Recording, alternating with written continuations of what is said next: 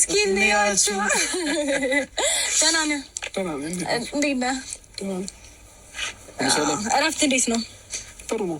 ግን በጣም ሩታዬ እስቲ ሰላም በላቸው በእናትሽ። ወይኔ ይቅርታ።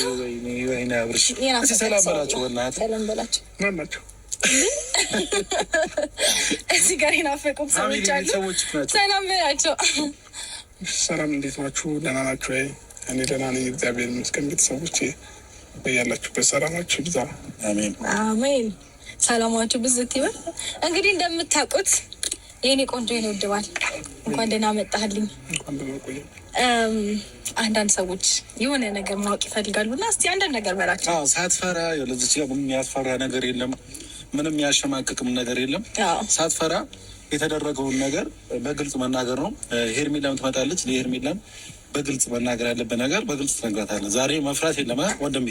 በርታ በርታ ብለህ ጀገን ብለህ መናገር ነው። ኦፍኮርስ ትክክል ነህ ኬፋ። ከዚህ በኋላ ምንም የሚያስፈራ ነገር የለም። ማለት ብዙ ጊዜ ያው አንተ ለሰው የሆነ የምትራራው ምናምን የምትጨነቀው ምናምን ነገር አለ። ግን ደግሞ አንዳንድ ሰዎች በእኛ ህይወት ውስጥ ምንም ነገር ሳይራሩ ብዙ ነገሮቻችንን ብጥብጥ አድርገዋል። ስለዚህ መራራቱም ማዘኑም ሁሉም ነገር ልክ ሊኖረው ይገባል ብዬ አምናለሁ እኔ ከዚህ በኋላ በተለይ። ስለዚህ መናገር ያለብህን ማሳወቅ ያለብህን ማናቸውም በእኛ ህይወት ዙሪያ ያሉትን ሰዎች ሁሉ ማወቅ ያለባቸው ነገር በሙሉ ትነግራቸዋለህ አይደለ? ጥሩ። ምን እንደምነግራችሁ ታውቃለህ? ያው ብዙ ሰዎች እየተጨነቁ ነበር። አብርሃም የት ነው የሄደው? አብርሃም የት ነው የጠፋው?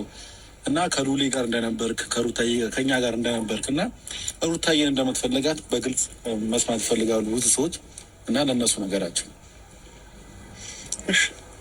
ትናንትና ከሉሌ ጋር ነበርኩኝ እና ደግሞ ከሩታም ጋር ታርቀናል፣ ሰላም ፈጥረናል። ከዚህ በኋላ እየሰማችሁ ከሩታ ጋር ነው መሆነው እና ሩታን በጣም ነው የምወዳት፣ በጣም ነው የማፈቅራት። ከዚህ በኋላ ከሷ ጋር ነው የምኖረው እና እሷን መርጬ ያለሁኝ። ሌላስ ያስተመጭባለ ምንም አይነት ነገር እዚች ጋር እንትን መፍራት አይጠበቅብህም። ገብተዋል ማለት አይኑ ብዙ ሊደብራቸው ወይም ደግሞ ሊከፋቸው የሚችሉ ሰዎች ይኖራሉ። ግን ደግሞ የመጣውን ነገር መቀበል አለበት። ለምን ይከፋቸዋል? እኔ እናንተ አብረን እንድንሆን የማይፈልጉ ብዙ ሰዎች አሉ። አላውቅም፣ እሱን እናንተን እንጠይቃቸዋለን።